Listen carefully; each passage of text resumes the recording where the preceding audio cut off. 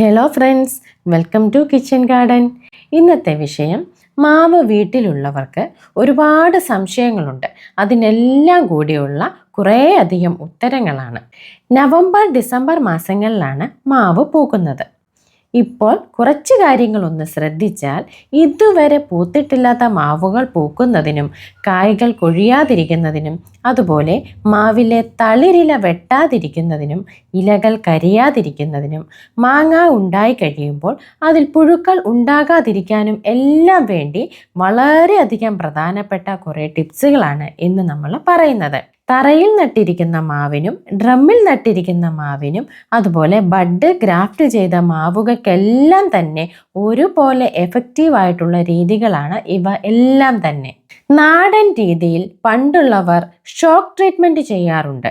അതായത് ആ മാവിൻ്റെ ഒക്കെ അടുത്ത് ചെന്ന് ദേഷ്യപ്പെട്ട് ഈ കൊല്ലം കായ്ച്ചില്ലെങ്കിൽ നിന്നെ വെട്ടിക്കളയുമെന്ന് പറഞ്ഞ് ചെറിയ ഒരു വെട്ട് കൊടുക്കും. ഇത് കേൾക്കുമ്പോൾ പലർക്കും തമാശയായിട്ട് തോന്നും. എന്നാൽ വളരെയധികം എഫക്റ്റീവായിട്ടുള്ള ഒരു മാർഗമാണിത്. മനുഷ്യരെ പോലെ തന്നെ ചെടികൾക്കും എല്ലാം കേൾക്കാനും മനസ്സിലാക്കാനുമുള്ള കഴിവുണ്ട്. ഷോക്ക് ട്രീറ്റ്മെൻറ്റ് കൊടുക്കുമ്പോൾ പേടിച്ച് തന്നെ അവർ പൂവിടുകയും കായ്ക്കുകയും ചെയ്യും. ഇത് ഒരുപാട് പേരുടെ അനുഭവജ്ഞാനമാണ്. ഇതിനു പകരം ചിലർ ആണി അടിക്കാറുണ്ട്. ഇതും വളരെയധികം എഫക്റ്റീവായിട്ടുള്ള ഒരു മെത്തേഡ് തന്നെയാണ്. പരിചയസമ്പന്നരായ ആളുകൾ ഏത് തരം കായ്ക്കാത്ത ഫലവൃക്ഷങ്ങൾക്കും മോതിരവളയം ഇട്ടുകൊടുക്കാറുണ്ട്. ഇത് എങ്ങനെയെന്ന് വെച്ചാൽ സാധാരണ ബ്രാഞ്ചസ് പൊട്ടി വരുന്നതിന് തൊട്ടു താഴെ 1.5 സെൻറ്റിമീറ്റർ അകലത്തിൽ വട്ടം വരയ്ക്കും. അതേ ഭാഗത്തെ തൊലി വട്ടത്തിൽ ഇളക്കിക്കളയും. തടിക്ക് കേടുവരരുത് കേട്ടോ. എന്നിട്ട് പച്ചമണ്ണ് അവിടെ തേച്ചു വയ്ക്കും. ഫംഗൽ ഇൻഫെക്ഷൻ വരാതിരിക്കാനാണ് ഇങ്ങനെ ചെയ്യുന്നത്. ഇതിൻ്റെ ശാസ്ത്രീയ വശം നമ്മുടെ സസ്യങ്ങളുടെ ഇലകളിൽ ഉൽപ്പാദിപ്പിക്കപ്പെടുന്ന ആഹാര പദാർത്ഥങ്ങൾ ചെടിയിലേക്ക് വരുമ്പോൾ മോതിരവളയം ഇട്ടിരിക്കുന്ന ഭാഗത്ത് വന്ന് ഒരു സ്ട്രെസ് ഫീൽ ചെയ്യും. അതിൻ്റെ ഫലമായി മാവും മറ്റു ചെടികളും പൂക്കുന്നതിനും കായ്ക്കുന്നതിനുമുള്ള ടെൻഡൻസിയായി മാറുകയും ചെയ്യും. നല്ല രീതിയിൽ തന്നെ പൂക്കുകയും കായ്ക്കുകയും ചെയ്യും. ഇതേ എഫക്റ്റ് തന്നെയാണ് നമ്മൾ ഡ്രമ്മിൽ നട്ടു വളർത്തുന്ന ചെടികൾക്കും. ഡ്രമ്മിലൊക്കെ നട്ടു വളർത്തുമ്പോൾ അതിന് പരിമിതപ്പെട്ട ഒരു സ്പേസ് മാത്രമേ കിട്ടാറുള്ളൂ. നമ്മൾ കൊടുക്കുന്ന വളം മാത്രമേ അതിന് കിട്ടുന്നുള്ളൂ. അതിന് കിട്ടുന്ന വളം അനുസരിച്ച് അത് ഞെങ്ങി ഞെരുങ്ങി നിന്ന് സ്ട്രെസ് ഫീൽ ചെയ്ത് പെട്ടെന്ന് പൂക്കുകയും കായ്ക്കുകയും ചെയ്യും. അതുകൊണ്ടാണ് ചെറിയ ചെടികളാണെങ്കിൽ പോലും ഡ്രമ്മിലൊക്കെ വെക്കുന്ന ചെടികൾ പെട്ടെന്ന് തന്നെ കായ്ഫലം തരുന്നത്. നമ്മൾ പ്രധാനമായും ശ്രദ്ധിക്കേണ്ട ഒരു കാര്യമാണ് ഓരോ വർഷത്തെ വിളവിന് ശേഷവും കറക്റ്റായിട്ട് കമ്പ് കോതി കൊടുക്കണം. അടുത്ത വർഷം ഒന്നുകൂടെ പന്തലിച്ച് നിറയെ പൂക്കുകയും കായ്ക്കുകയും ചെയ്യും. മാവിൽ എവിടെയെങ്കിലും മുറിപ്പാടോ മറ്റോ ഉണ്ടെങ്കിൽ തൊലി ഇളകിപ്പോകുകയോ ചെയ്താൽ അവിടെ ബോഡോ കുഴമ്പ് തേച്ചു കൊടുത്ത് ചെടിയെ സംരക്ഷിക്കാൻ പറ്റും. അല്ലെങ്കിൽ ചൂട് സമയമാകുമ്പോഴത്തേനും മാവ് മൊത്തത്തിൽ ഉണങ്ങിപ്പോകുന്നതിന് കാരണമാകുന്നു. നവംബർ ഡിസംബർ മാസത്തിൽ പൂവിടാൻ വേണ്ടി ഒക്ടോബർ മാസത്തിൽ മാവിൻ്റെ ചുവട്ടിൽ കൊണ്ടുവന്ന് പുകയിടാം. ചെറിയ തീയോടുകൂടിയുള്ള പുകയായിരിക്കണം ഇടേണ്ടത്. അപ്പോൾ ചെടി ചെറുതായിട്ടൊന്ന് വാടി സ്ട്രെസ് ഫീൽ ചെയ്യും. കൂടാതെ കീടങ്ങളെ ഒരു പരിധിവരെ അകറ്റുന്നതിനും ഇത് സഹായിക്കുന്നു.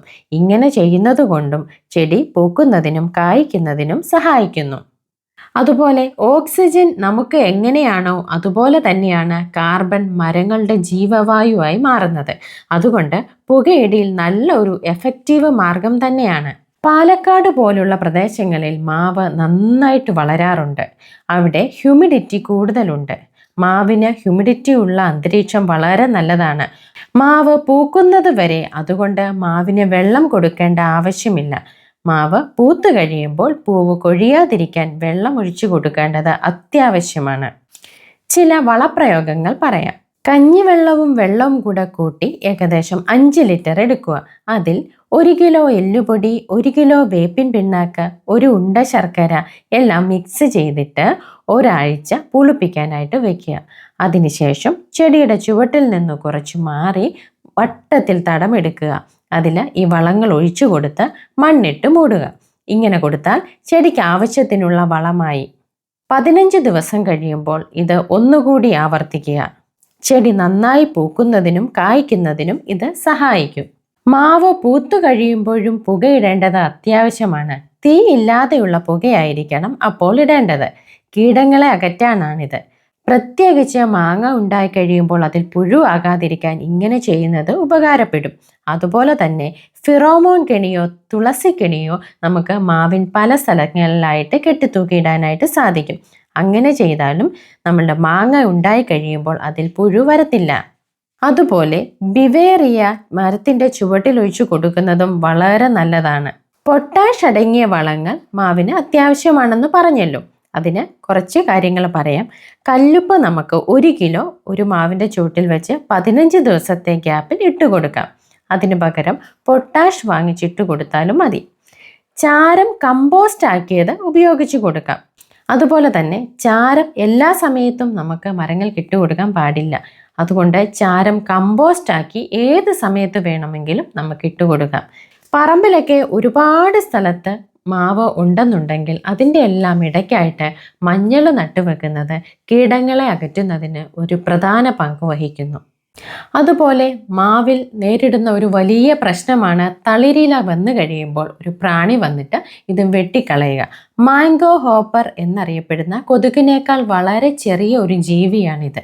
ഇത് സന്ധ്യാസമയങ്ങളിലും വെളുപ്പാങ്കാലത്തുമാണ് ചെടിയിൽ വന്ന് അറ്റാക്ക് ചെയ്യുന്നത്. തളിരിലകളെ മാത്രമാണ് ഇത് അറ്റാക്ക് ചെയ്യാറുള്ളത്. അപ്പം ഇതിനെ പ്രതിരോധിക്കുന്നതിനുള്ള എഫക്റ്റീവായിട്ടുള്ള ഒരു ജൈവമാർഗം പറയാം. വേപ്പെണ്ണ 5 മില്ലി 1 ലിറ്റർ വെള്ളത്തിൽ എന്ന കണക്കിന് ഡൈല്യൂട്ട് ചെയ്യുക. അതിൽ 1 ml ഡിഷ് വാഷും കൂടെ ആഡ് ചെയ്യുക. അതിനുശേഷം നന്നായി മിക്സ് ചെയ്ത് മുകുളങ്ങൾ വരുന്നിടത്ത് സ്പ്രേ ചെയ്ത് കൊടുക്കാം. ഇതൊരു 2-3 ദിവസം കൂടുമ്പോൾ ചെയ്തു കൊടുക്കണം. മാത്രമല്ല ഈ മുകുളങ്ങൾ വന്ന ഭാഗത്തിന് ട്രാൻസ്പെറൻ്റ് ആയിട്ടുള്ള ഒരു കവർ വെച്ച് കെട്ടിവെക്കുന്നതും നല്ലതാണ്. കീടങ്ങളുടെ ആക്രമണം തടയുന്നതിന് ഇത് വളരെ പ്രധാനമായിട്ടുള്ള പങ്ക് വഹിക്കുന്നു. ഏകദേശം മുകുളങ്ങൾ വന്ന് ഒരു 10 ദിവസം കഴിയുമ്പോൾ ഇത് നല്ല രീതിയിൽ തന്നെ ഇല കാഠിന്യമാകുന്നു. ആ സമയത്തോട്ട് പിന്നെ ഈ ജീവിയുടെ ആക്രമണം ഉണ്ടാവത്തില്ല. എന്നാൽ വലിയ വലിയ മരങ്ങൾക്ക് ഇങ്ങനെ കവറിട്ട് വെക്കുന്നത് പ്രായോഗികമല്ല. അതിന് നമ്മൾ വേപ്പെണ്ണ സ്പ്രേ ചെയ്ത് കൊടുത്താൽ മതിയാകും. വലിയ രീതിയിൽ കൃഷി ചെയ്യുന്ന ആളുകൾക്ക് എന്നാൽ ഈ ജൈവ രീതി ഒരുപക്ഷെ സഹായം ആയെന്ന് വരത്തില്ല. അതിന് പകരമായി കരാട്ട അല്ലെന്നുണ്ടെങ്കിൽ അതുപോലെയുള്ള ഏതെങ്കിലും ഇൻസെക്ടിസൈഡ് നമുക്ക് ഉപയോഗിക്കാനായിട്ട് പറ്റും. കൂട്ടത്തിൽ സാഫ് പോലെയുള്ള ഏതെങ്കിലും ഫംഗിസൈഡും കൂടെ മിക്സ് ചെയ്ത് നമുക്ക് സ്പ്രേ ചെയ്ത് കൊടുക്കാനായിട്ട് പറ്റും. 2 ml ഇൻസെക്ടിസൈഡിൻ്റെ കൂടെ 2 ഗ്രാം സാഫും കൂടെ ആഡ് ചെയ്ത് 1 ലിറ്റർ വെള്ളത്തിൽ നന്നായിട്ട് ഡൈല്യൂട്ട് ചെയ്തിട്ട് സ്പ്രേ ചെയ്ത് കൊടുക്കാൻ പറ്റും. ഇതിൻ്റെ സ്മെല്ല് കാരണം ഏകദേശം 10 ദിവസത്തോളം തന്നെ ചെടികളിൽ കീടങ്ങളുടെ ആക്രമണം ഉണ്ടാകത്തില്ല. ഒരുപാട് രീതിയിൽ കൃഷിയുള്ള ആളുകൾക്ക് ഇത് നല്ല ഫലപ്രദമായിട്ടുള്ള ഒരു മാർഗം തന്നെയാണ്. എന്നാൽ ഇതൊരു രാസമാണെന്നുള്ള ഒരു കാര്യം പ്രത്യേകം ശ്രദ്ധിക്കുക. ജൈവ രീതികളെല്ലാം ചെയ്തു മടുത്തവർക്ക് വേണ്ടിയിട്ടാണ് ഇപ്പോൾ പറഞ്ഞ ഈ ടിപ്പ്. അപ്പം ഇന്നത്തെ വിഷയം നിങ്ങൾക്ക് എല്ലാവർക്കും ഉപകാരപ്രദമായെന്ന് വിശ്വസിക്കുന്നു.